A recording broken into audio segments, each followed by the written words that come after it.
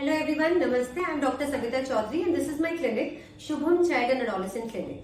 आज मैं बहुत इंपॉर्टेंट टॉपिक पे बात करने वाली हूँ और वो है about young parents.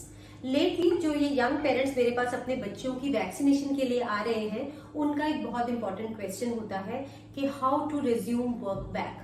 Mother's who are working, young mothers, उनको वापस ऑफिस ज्वाइन करना है। 6 मंथ्स की मैटरनिटी लीव तो उनको मिलती है, लेकिन उसके बाद जब उनको काम पर वापस जाना पड़ता है, ऑफिस वापस ज्वाइन करना पड़ता है, then it leaves them with a sense of guilt and insecurity. तो क्या ऐसा करें जिससे कि आप अपने बेबी का पूरा ध्यान भी रख सकें और ऑफिस भी ज्वाइन कर सके, ब्रेस्ट फीडिंग भी आप कंटिन्यू कर सके। किस तरह से हम ये सब कर सकते हैं, उसी के लिए आज मेरी 5 short important tips. Number 1, taking an informed decision about being a parent. माँ बनना मुश्किल है, बहुत मुश्किल का काम है, लेकिन इम्पॉसिबल नहीं है। Nothing is impossible for us females because we are born like this. We are empowered women and we can be mothers, we can be a caretakers. तो आपको जब माँ बनना है तो अपने आप को मेंटली और फिजिकली उसके लिए तैयार कीजिए। Talk to your gynaecologist first, find out what role you have to play, किस तरह से आप अपना शेड्यूल चेंज करेंगी, क्या क्या चेंजेस आपकी लाइफ में आने वाले हैं। अगर इसके बारे में आप पहले से तैयार रहेंगी तो आपके लिए इजी हो जाएगा बच्चे को संभालना, बच्चे की टेक केयर करना, अपनी टेक केयर करना, और आराम से आप ये transition from girl to a mother आराम से कर पाएंगी। 8 मार्च हमने अभी इंटरनेशनल वुमेन्स डे बनाया। We all are empowered, we are working and we are mothers, we are multitasking. तो आप भी मल्टीटास्क कर पाएंगी if you are mentally prepared for it. Number 2 is once you have delivered the baby, learn about the baby's care.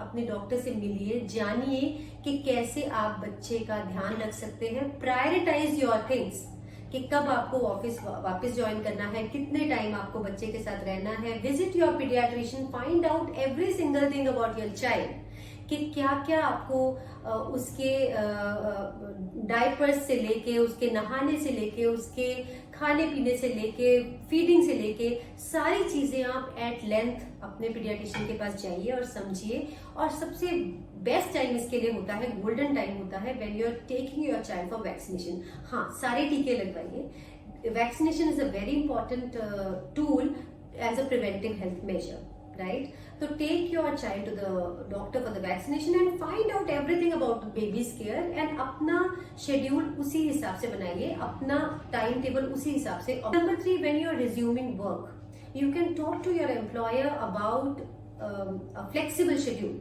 अगर work from home का आपके पास एक option है तो डू चूज दैट ऑप्शन।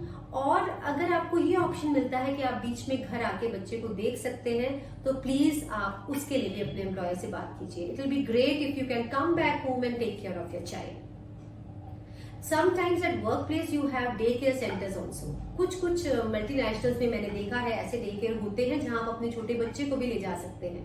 तो वो तो सोने पे सुहागा है, आप काम पे भी जा सकते हैं और अपने बच्चे को भी साथ लेके जा सकते हैं। Number 4, about the breast feeding, very very important point. आपको ब्रेस्ट फीड करना है 2 साल तक। अब 6 महीने बाद आपको काम पे जाना है, तो कैसे आप ब्रेस्ट फीडिंग कंटिन्यू कर सकते हैं, इसके लिए जरूरी है कि आप जाने कि ब्रेस्ट मिल्क को कैसे निकाल के स्टोर किया जा सकता है।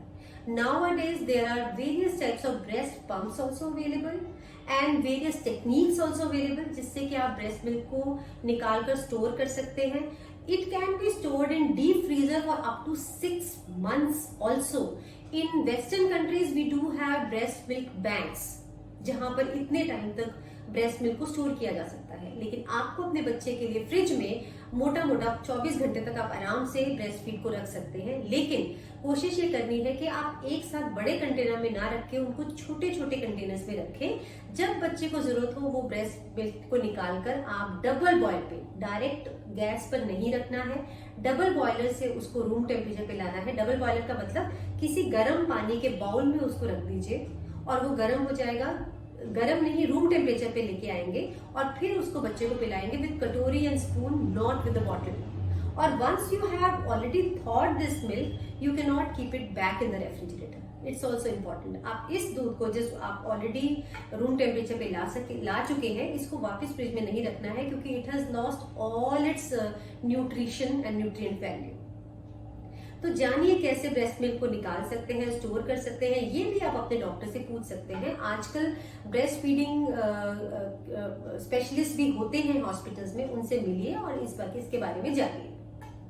ऑल्सो 6 मंथ्स के बाद बच्चे को क्या खाना खिलाना है, कितना खिलाना है, कैसे खिलाना है, कब खिलाना है, इसकी भी जानकारी हम वैक्सीनेशन पे देते हैं। खास करके जब मेरे पास कोई बच्चा आता है तो मैं प्रॉपर एक वीनिंग शेड्यूल बनाकर देती हूँ कि कब बच्चे को कितना, क्या, कैसे और क्या नहीं खिलाना है, वो सारा हम बताते हैं। तो ये आप वैक्सीनेशन के टाइम 6 मंथ्स का जब आपका बेबी हो जाए तो आप जाइए और ये पूरा वीनिंग शेड्यूल भी बच्चे का लेकर आइए, right. Number 5, day care centres या घर में अगर आपके पास कोई एल्डरली है आपके जो बच्चे को संभाल सकते हैं, talk to them at length about the baby care.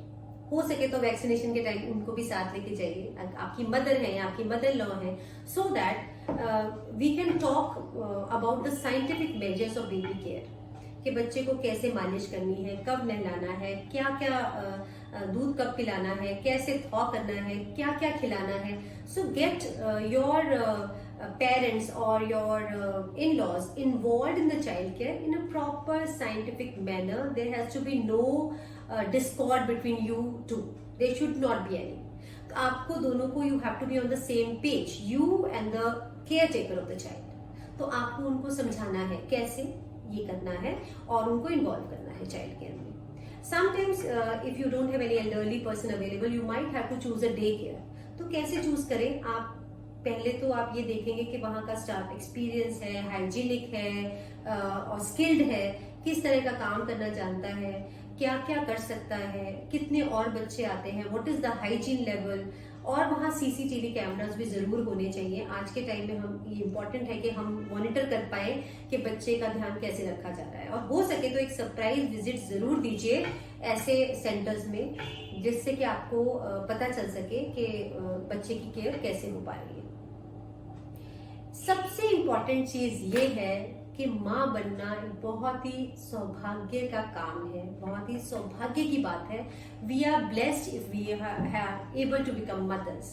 तो आप इस चीज को लेके खुश रहिए, be happy that you could do a wonderful thing, you could give birth to a child. Now this child is somebody who is your own. तो आप ये देखकर, ये सोचकर खुश रहिए, अपना पूरा ध्यान रखिए, अपने खाने पीने का, अपने रेस्ट का, स्लीप का। माँ बनने का मतलब ये नहीं कि आपको खुद को निग्लेक्ट करना है। अगर आप अपना ध्यान रखेंगे तभी बेबी का रख पाएंगे, because you are the backbone. And जैसे कि कहते हैं, happy mothers always raise happy children. So we want our children to be happy, strong, confident. So we want our mothers, young mothers, to be happy, strong and confident. अगर आप ये 5 tips जो मैंने आपको बताई हैं इनको फॉलो करेंगे, अपनी रूटीन में लाएंगे, then it will be very easy to get transformed from a girl to a mother. बहुत आसानी से अपने हस्बैंड को भी चाइल्ड केयर में इन्वॉल्व कीजिए, क्योंकि nowadays it's because we are empowered women, we are working women, it's important कि आदमी भी वो सब काम करना जाने, उनको भी डायपर चेंज करना आना चाहिए, उनको भी बच्चे को कटोरी चम्मच से फीड कराना आना चाहिए जितना कि आपको आना चाहिए। तो आप उनको भी इन्वॉल्व करें and be a happy confident family. So that's it. This is from me for this week. Next week I'll be there with you with another video. I hope ये video आप young mothers को बहुत help करेगा. And if you have any feedback or questions, please write to us. Please mention कीजिए and do visit us if you want. Thank you so much.